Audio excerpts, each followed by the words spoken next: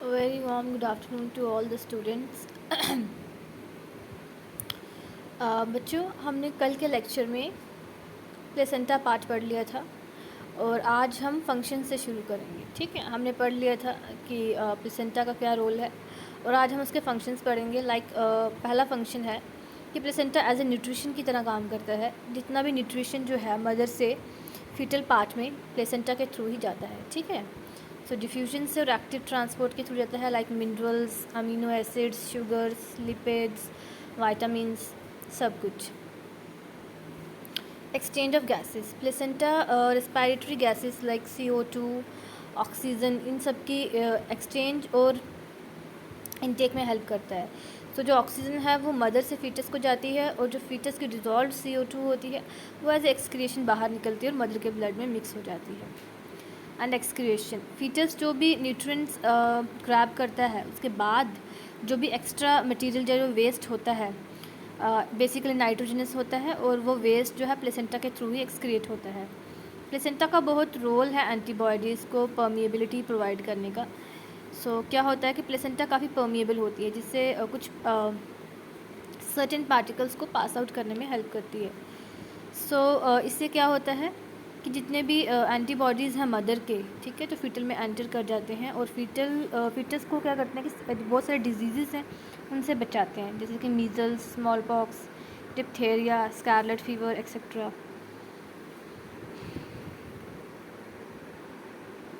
Barrier, placenta does not allow passage of pathogens and toxins from entering the foetus.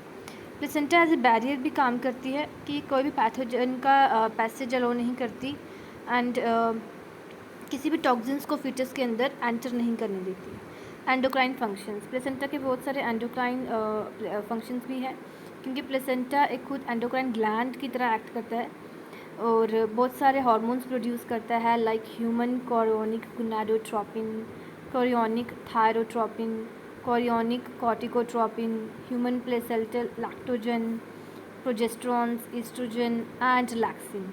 ये सब hormones placenta खुद produce करता है। BCG, HPL and relaxin जो कि वुमेंस में तभी डेवलप होती है जब प्रेगनेंसी होती है, और बाकी जितना भी लेवल है बाकी हार्मोन्स का वो मैटरनल ब्लड में राइज हो जाता है, काफ़ी हाई हो जाता है ताकि सिक्रेशन हो।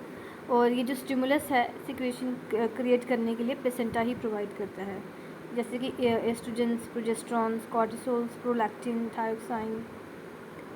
नाउ वन बाय वन हम पढ़ेंगे हार्मोन्स। लाइक पहली हार्मोन है ह्यूमन कोरियोनिक गोनाडोट्रोपिन। ये क्या करती है कि इसकी सिक्रेशन तब शुरू होती है जब ब्लास्टोसिस्ट की इम्प्लांटेशन होती है। तो ये हार्मोन क्या करती है, कॉर्पस डेसिडुआ में एक्ट करती है जैसे कि LH की तरह, और उसे ग्रो करने में हेल्प करती है और उसकी काफ़ी लॉन्ग तक वो मेंटेन रहे, प्रेगनेंसी तक। कॉर्पस ल्यूटियम जो है वो प्रोजेस्टेरॉन और कुछ एस्ट्रोजन सिक्रेट करता है। वो क्या करती है, मेंस्ट्रुएशन को प्रिवेंट करती हैं ताकि मेंस्ट्रुएशन ना हो और प्रेगनेंसी मेंटेन रहे। और एंडोमेट्रियम को ग्रो करने में हेल्प करती है और बहुत सारे न्यूट्रिएंट्स को स्टोर करती है। और एक सर्विक्स प्लग, म्यूकस होता है ना, म्यूकस प्लग सर्विक्स वाली जगह पे अटैच्ड हो जाता है ताकि और कुछ एंट्री ना हो। HCG acts on testis of male foetus. जो HCG हार्मोन है ये जो फीटस के टेस्टिस होते हैं, अगर फीटस जो है वो ग्रोइंग फीटस मेल है तो उसके टेस्टिस पे एक्ट करेगी और टेस्टोस्टेरोन की स्टिमुलेशन को इंक्रीज़ करेगी और इससे क्या होगा, मेल सेक्स ऑर्गन्स डेवलप होंगे। कोरियोनिक थायरोट्रोपिन, कोरियोनिक थायरोट्रोपिन क्या करती है कि थायरॉयड, मदर्स के थायरॉयड ग्लैंड से ज़्यादा थायरोक्साइड इंक्रीज़ करती है ताकि फीटस को मिल सके। कोरियोनिक कॉर्टिकोट्रोपिन, ये एडर्नल ग्लैंड्स पे, मदर के जितने भी एडर्नल ग्लैंड्स हैं वहाँ पे एक्ट करेगी ताकि ज़्यादा हार्मोन्स प्रोड्यूस हों, और जितनी ज़्यादा एल्डोस्टेरोन की सिक्रेशन होगी उतना ही मदर को हेल्प मिलेगा ताकि सोडियम रिटेन रहे बॉडी में और बॉडी में ज़्यादा से ज़्यादा फ्लूइड बन सके। कई बार क्या होता है कि सोडियम ज़्यादा से ज़्यादा बनने की वजह से कुछ वुमेंस में प्रेगनेंसी के टाइम हाइपरटेंशन की प्रॉब्लम हो जाती है, BP वगैरह इंक्रीज़ हो जाता है। प्लेसेंटा में also secrete corticotropin releasing hormone, that is CRH, which may determine the timing of parturition, as excess of it has been found in causing premature delivery while its lower level delays the same. ठीक है. सो placenta क्या होती है, sometimes corticotropin releasing hormone CRH को secrete करती है ताकि parturition की टाइमिंग डिटरमाइन हो सके, क्योंकि एक अगर परफेक्ट टाइमिंग रहेगी तो पार्चुरेशन या डिलीवरी जो होगी वो टाइम टू टाइम होगी. अगर CRH जो है अगर ज़्यादा मात्रा में है तो उससे क्या होगा कि प्रीमेच्योर डिलीवरी हो सकती है, और अगर वो कम मात्रा में है तो उससे क्या होगा, काफ़ी डिले हो सकती है delivery.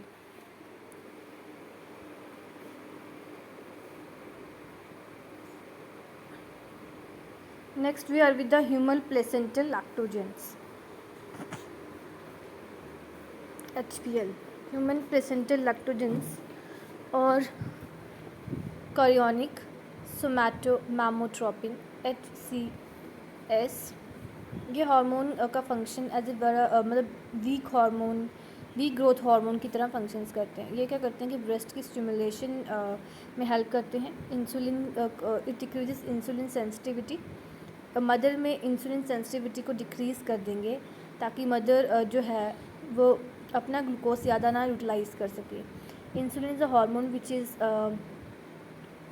Responsible for the proper functioning of the glucose and the sugar level in the body, ताकि वो ज़्यादा यूज़ ना कर सके और वो ज़्यादा से ज़्यादा जो फीटस है उसको मिल सके.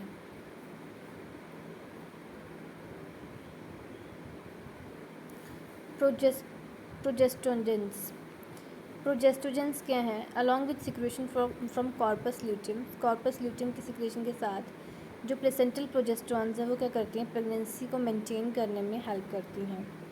वो यूट्रस की कंट्रैक्टिलिटी को डिक्रीज़ कर देते हैं और एंडोमेट्रियम की ग्रोथ को बढ़ावा देते हैं. क्योंकि इसकी इम्पोर्टेंस ये जो प्रोजेस्ट्रॉन हार्मोन है इसकी इम्पोर्टेंस प्रेगनेंसी में काफ़ी ज़्यादा है, तो इसे हम प्रेगनेंसी हार्मोन भी कहते हैं. Oestrogen. Placenta converts adrenal androgen of mother, जो मदर के एडर्नल एंड्रोजन हार्मोन्स हैं और फीटस के हैं उन्हें एस्ट्रोजन में कन्वर्ट करते हैं प्लेसेंटा. और जो हार्मोन हेल्प करती हैं प्रेग्नेंट यूट्रस में, ठीक है, एनलार्जमेंट ऑफ प्रेग्नेंट यूट्रस. जिस तरह हम देखते हैं कि एक प्रेग्नेंट लेडी का पेट काफ़ी फूला होता है, बड़ा होता है, हिप्स भी काफ़ी ज़्यादा, पेल्विक रीजन भी काफ़ी ज़्यादा एनलार्ज्ड होता है, ठीक है ना, वो एरिया काफ़ी ज़्यादा एनलार्ज्ड होता है कि वन कैन सी, हम दूर से ही देख के पहचान सकते हैं कि that one woman is pregnant. So वो ये हार्मोन उसके लिए रिस्पॉन्सिबल होती है. Ductal growth in breast and growth of mother's external genitalia, besides relaxing the pelvic ligaments. Relaxin. It secretes both by corpus luteum and placenta. इसे corpus luteum भी secrete करता है और placenta भी secrete करती है. ये हार्मोन क्या करती है कि ये कनेक्टिव टिश्यूज़ को सॉफ्ट कर देती है, ठीक है. ये सिम्फिसिस प्यूबिक रीजन जो है वहाँ पे उसको सॉफ्ट कर देगी, और जितना भी डिस्कम्फर्ट या बेचैनी या जितना भी दर्द या कुछ भी होता है कैरी करने में फीटस को, उसको ईज़ कर देगी. और जब चाइल्ड का बर्थ होगा तो उससे भी ईज़ से, मतलब रिलैक्सिंग हार्मोन इसलिए होती है कि रिलैक्स मिले प्रेगनेंसी के टाइम पे. It also softens and dilates the cervix. ये सर्विक्स को डायलेट्स और सॉफ्टन करती है ताकि ईज़िली जो बेबी है वो पुश्ड हो जाए और वेजाइना के थ्रू बाहर निकले. And loses ligaments of sacroiliac and sacrococcygeal joints for the same. However, estrogen also plays a prominent role in loosening of the ligaments. Ligaments की लूजनिंग में भी वो काफ़ी रोल प्ले करती है. ये आपके सामने कुछ टाइप्स ऑफ प्लेसेंटा हैं, ठीक है, कि प्लेसेंटा किस किस टाइप के होते हैं. So you can see yolk sac placenta, chorioallantoic placenta, chorionic placenta, ठीक है. सो ये आप एक बार देख लेना, हो सकता है आपको एग्ज़ाम में पूछ ले 1 मार्क में. Now we are with the organogenesis. Organogenesis क्या है? Formation of organs and tissues in the embryo, ठीक है. ऑर्गेनोजेनेसिस क्या है? ऑर्गन्स और टिश्यूज़ की जब फॉर्मेशन होने लगती है एम्ब्रियो में, it begins in the 9th week of the pregnancy. Pregnancy के 9th वीक से शुरू हो जाती है और जितनी भी ऑर्गेनोजेनेसिस है वो with in about a month complete हो जाती है. पहला साइन ऑर्गेनोजेनेसिस का ये है कि notogenesis means the formation of the notochord. Since हम फाइलम नोटोकॉर्ड के अंदर फॉल करते हैं, human beings mammals are under the phylum chordates, ठीक है, हम कॉर्डेट्स के अंदर आते हैं। तो कॉर्डेट्स का सबसे बड़ा फीचर क्या है? कॉर्डेट्स का सबसे बड़ा फीचर है notochord, presence of the notochord. तो नोटोकॉर्ड बनेगी, अर्ली एम्ब्रियो डेवलपमेंट में नोटोकॉर्ड बनती है। उसके बाद न्यूरुलेशन होगा, मतलब कि नर्वस सिस्टम के कुछ हिस्से अपीयर होना शुरू होंगे, appearance of rudiments of nervous system. It begins with the development of A fold of ectoderm, जो एक्टोडम आपकी जर्माइनल लेयर है उसके फोल्ड से ही न्यूरल प्लेट बनेगी। It is primordium of the nervous system, यही एक बेस आधार है जिससे आपका नर्वस सिस्टम बनता है। जो रूडिमेंट्स हैं बाकी ऑर्गन्स के वो भी बनना शुरू कर जाते हैं, ठीक है। With the beginning of the organogenesis the embryo is converted into foetus. ये हमने पढ़ा था कि जब ऑर्गेनोजेनेसिस शुरू हो, मीन्स कि जब अंग बनना शुरू हो जाते हैं, तो तब से लेकर डिलीवरी तक हम उसको फीटस कहते हैं। सो फर्स्ट मंथ, प्रेगनेंसी के फर्स्ट मंथ के बाद क्या होता है? हार्ट की फॉर्मेशन हो जाती है, ठीक है, एम्ब्रियो का हार्ट बन जाएगा। हार्ट बीट जो होती है वो हम स्टेथोस्कोप से डिटेक्ट कर सकते हैं। लिम्स और डिजिट्स बनना शुरू हो जाएंगे, और लिम्स और डिजिट जो बनेंगे वो क्या होंगे? हाथ पाँव बनना शुरू हो जाएंगे, वो सेकेंड मंथ में बनेंगे। By the end of 12 weeks के एंड के बाद, यानी कि फर्स्ट ट्राइमेस्टर में क्या होगा? बहुत सारे जो इंपॉर्टेंट ऑर्गन्स हैं, ठीक है, इंक्लूडिंग द एक्सटर्नल जेनिटल्स, ठीक है, सब बनने शुरू हो जाएंगे। और फर्स्ट ट्राइमेस्टर में क्या होगा?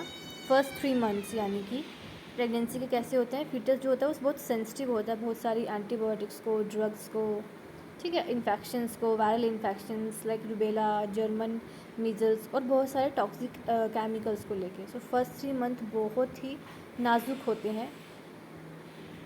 दे cause malformation of features and are hence called teratogens, ठीक है। अक्सर मालफॉर्मेशंस या डिसजंक्शंस या डिसऑर्डर्स जो होते हैं वो इसी स्टेज में होते हैं। कई बार बच्चे एबनॉर्मल पैदा होते हैं, या बॉडी में कोई डिसऑर्डर होगा, या कोई डिज़ीज़ होगा, या कोई जेनेटिक डिज़ीज़ होगा, या बच्चा किसी प्रकार का अंगहीन होगा, ठीक है। और इन्हीं मालफॉर्मेशंस को हम कहते हैं टेराटोजेंस। 4th मंथ जो होता है प्रेगनेंसी का, वो रैपिड ग्रोथ होती है उसमें फीटस की, ठीक है। There are minor alterations in structure, कुछ अल्ट्रेशंस हैं स्ट्रक्चर में। टेराटोजन इफेक्ट इज़ मिनिमम, बहुत मिनिमम इफेक्ट होता है टेराटोजन का, ठीक है। 5th मंथ में क्या होता है कि बाल बनना शुरू हो जाते हैं, हल्के हल्के हेयर्स आना शुरू हो जाएंगे हेड पे, और फीटस जो है अपनी जगह भी चेंज करना, पोजीशन चेंज करना शुरू करेगा। तभी कहते हैं कि बेबी टांग मारता है वॉर्म में, ठीक है। दे कंटिन्यू टिल पार्चुरेशन, ये सब पार्चुरेशन तक होगा। और आफ्टर 24 वीक्स, ठीक है, 24 हफ्तों के बाद, यानी कि सेकेंड ट्राइमेस्टर में क्या होगा?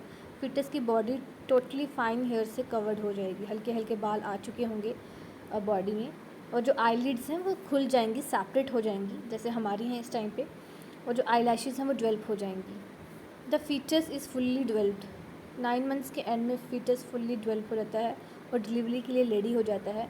Parturition occurs when the foetus has been fully formed, parturition होती ही तब है जब फीटस फुल्ली फॉर्म्ड हो जाए। पार्चुरेशन एंड लैक्टेशन, पार्चुरेशन वो प्रोसेस है जिससे बर्थ दिया जाता है बेबी को, और फिजिकल एक्टिविटीज़ बहुत सारी इन्वॉल्व हैं पार्चुरेशन में, like uterine and abdominal contractions, dilation of cervix in the passage of the baby. इन सभी प्रोसेसेस को हम इकट्ठे लेबर बोलते हैं। और लेबर जो है वो लोकलाइज जो सेंसेशन है, उस एरिया में जितना डिस्कम्फर्ट, पेन हो सकती है, उस पेन को हम लेबर पेन कहते हैं। चाइल्ड को बर्थ देते टाइम जो भी पेन होती है मदर को, उसे हम लेबर पेन कहते हैं। और ये बहुत ही स्ट्रेंथफुल और it's requires a lot strength and it's extremely so hard and tough process, कि इस तरह माना जाता है कि डिलीवरी होती है जब बच्चे की, सो ये जो लेबर पेन है इसमें इतना पेन होता है कि अगर हमारे शरीर की एक साथ हड्डियाँ तोड़ दी जाएँ, सभी हड्डियों को तोड़ दिया, जितना पेन उस टाइम पे होता है उतना ही पेन इस टाइम पे होता है जब बच्चा डिलीवर होता है। सो you can think about that कि कितना मदर्स जो हैं पेन बियर करती हैं। इट्स सो स्ट्रेंथफुल प्रोसेस, बहुत ही पेन होता है और इसके लिए बहुत ही स्ट्रेंथ चाहिए, इंटरनली भी और फिज़िकली भी। That's why women are very strong. और ये जो पेन होती है it is very unbearable. So next, parturition is controlled by a complex neuroendocrine mechanism. Hormonal और न्यूरल कम्बिनेशन मैकेनिज्म से ही पार्चुरेशन कंट्रोल होती है. जितने भी सिग्नल्स जो होते हैं वो फुल्ली फॉर्म फीटस से ओरिजिनेट होते हैं, प्लेसेंटा से ओरिजिनेट होते हैं. फिर यूट्रस में माइल्ड कंट्रैक्शंस होती हैं जिन्हें हम फीटल इजेक्शन रिफ्लेक्स कहते हैं. It is accompanied by rise in oestrogen और प्रोजेस्टेरॉन की रेशियो में राइज होने से ही ये सब होता है. और ऑक्सीटोसिन इंक्रीज़ होती है यूट्राइन मसल्स में. और उससे क्या होता है कि ऑक्सीटोसिन की सिक्रेशन इंक्रीज़ हो जाएगी मदर के थ्रू और फीटस के थ्रू. एंड तब उसके बाद क्या होगा, जितना भी यूट्राइन मस्कुलेचर है उसकी स्ट्रेचिंग होगी. सो फर्स्ट ये डायलेशन स्टेज में क्या होगा, यूट्राइन कॉन्ट्रैक्शन शुरू हो जाएंगी टॉप से, और ये हर 30 मिनट्स के बाद होती हैं. और जो कॉन्ट्रैक्शंस होती हैं ये बेबी को सर्विक्स के और पुश करती हैं. सो सक्सेसिव कंट्रैक्शंस होती हैं और कुछ एक दो मिनट के लिए ये रुक भी जाती हैं. सो कंट्रैक्शंस में काफ़ी पेन होता है क्योंकि जो ब्लड वेसल्स हैं वो कंप्रेस हो रही होती हैं और यूट्राइन मसल्स भी. सो कंट्रैक्शंस जो होती हैं पॉजिटिव फीडबैक में होंगी. ऑक्सीटोसिन क्या करती है, यूट्राइन कंट्रैक्शंस को इंक्रीज़ करेगी, जो कि आगे जाके ऑक्सीटोसिन को ही, उसकी सिक्रेशन को ही इंक्रीज़ करेंगे. सो इस तरह से क्या होता है कि एक पॉजिटिव फीडबैक रहता है. सो इस तरह से क्या होगा कि यूट्रस का हेड इसी तरह सर्विक्स के थ्रू पुश्ड होगा और सर्विक्स के थ्रू से डायलेट होता होता वो स्ट्रेच होता बाहर को आएगा, वेजाइना की साइड आएगा, वहाँ से भी उसको डायलेशन मिलेगी. और फर्स्ट स्टेज जो लेबर पेन का होता है वो एटलीस्ट 12 आवर्स का होता है. सो एमनियोटिक मेम्ब्रेन भी सारी रप्चर्ड हो जाती है और एमनियोटिक फ्लूइड भी बाहर आ जाता है. एक्सपल्शन स्टेज, इसमें क्या होता है कि यूट्राइन की इंटेंसिटी और जो एब्डोमिनल कंट्रैक्शंस हैं वो और भी ज़्यादा इंक्रीज़ हो जाती हैं. फीटस जो होता है वो पास आउट होता है सर्विक्स से और वेजाइना से, और जो उसका हेड है वो सर्विक्स और वेजाइना की ओर ही होता है, जैसे कि नॉर्मल डिलीवरीज में होता है. इट कॉजेस इंटेंस लेबर, काफ़ी लेबर पेन लगती है इसके लिए. एक्सपल्शन स्टेजेस भी होती हैं, ठीक है. इसमें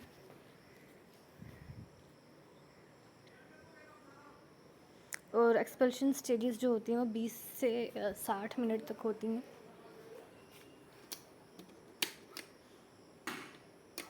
और अम्बिलिकल कॉर्ड इसी वक्त जो होती है वो कट कर दी जाती है नेवल वाली साइड से, जिसे हम अपनी आम भाषा में नाड़ू कहते हैं. जैसे हमारी जो नेवल बटन है, जो हमारी नाभि है, उसका क्लोज कनेक्शन होता है यहीं से, नाभि से, और ये जो हमारी मदर्स होती हैं उसके साथ ये कनेक्शन बनता है अम्बिलिकल कॉर्ड का.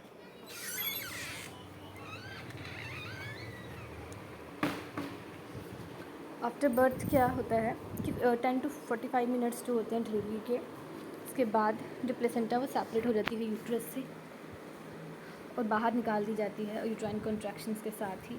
और न्यूनेट में यहाँ पे जो न्यू बेबी फॉर्म हुआ है उसमें बहुत सारे चेंजेस आते हैं रेस्पिरेटरी और सर्कुलेटरी सिस्टम में, ठीक है. The switch over is initiated by the gases hormone nitric oxide. Lungs expand करते हैं और इन्फेंट जो है वो ब्रीथिंग स्टार्ट करता है. Blood umbilical cord, foramen ovale and ductus arteriosus के थ्रू फ्लो करता है, और जो डक्टस आर्टियोसिस होती है वो रुक जाती है. And it starts passing through heart. अब वो हर्ट से ब्लड पास होता है, अरोटा से होता है और पल्मोनरी आर्टरी से होता है. Lactation means breast feeding. So जो फ्लूइड जो सिक्रिएट होता है मेमरी ग्लैंड से ब्रेस्ट से, जैसे ही चाइल्ड का बर्थ हो जाए, वो माँ का पहला पीला गाढ़ा दूध, उसे हम क्या कहते हैं, कोलेस्ट्रम, ठीक है. उसकी वॉल्यूम तो काफ़ी कम होती है, मीन्स कि ज़्यादा दूध नहीं निकलता, बट कोलेस्ट्रम बहुत इंपॉर्टेंट होता है. एक जो न्यूनेट है उसके लिए कोलेस्ट्रम ही ज़्यादा इम्पॉर्टेंट है. पहला पीला गाढ़ा दूध, उसमें प्रोटीन ज़्यादा होते हैं, लैक्टोज होते हैं और एंटीबॉडीज़ होते हैं जो शिशु को क्या करते हैं कि जितने भी डिजीज़ हैं उनसे बचाते हैं. बट उसमें जो फ़ैट कंटेंट है वो काफ़ी कम होता है. एंटीबॉडीज़ काफ़ी एसेंशियल हैं ताकि जो न्यूबॉर्न बेबीज़ हैं उनको रेजिस्टेंस प्रोवाइड हो डिज़ीज़ से. नॉर्मल मिल्क जो होता है वो 3 to 4 डेज़, डिलीवरी के 3-4 दिन बाद मदर लैक्टेट करना शुरू कर देती है. And milk production is controlled by the hormone. जो मिल्क प्रोडक्शन है वो प्रोलैक्टिन हार्मोन के थ्रू कंट्रोल होती है। और release of milk is control by hormone oxytocin, जो कि 30 से 60 सेकंड्स के बाद जैसे ही शुरू हो जाती है, जब बेबी ब्रेस्ट फीडिंग करना शुरू कर देता है। और ये सिर्फ नरिशमेंट का ही कहानी नहीं है, ये बहुत सारी एंटीबायोटिक्स और ज़रूरी जो भी बायोकेमिकल्स हैं, जो भी न्यूट्रिएंट्स हैं, न्यू बेबी को जो हेल्प करते हैं रेजिस्टेंस से और हेल्दी बनाने में, उसके लिए ज़रूरी है। उसमें वाइट ब्लड सेल्स भी होते हैं, न्यूट्रोफिल्स भी होते हैं, मैक्रोफेजेस भी होते हैं, जो बेबी को प्रोटेक्ट करते हैं डेडली इन्फेक्शन से। और एस्चेरिचिया कोलाई, जो कि मतलब न्यू बॉर्न्स में काफ़ी ज़्यादा डायरिया कॉज करता है।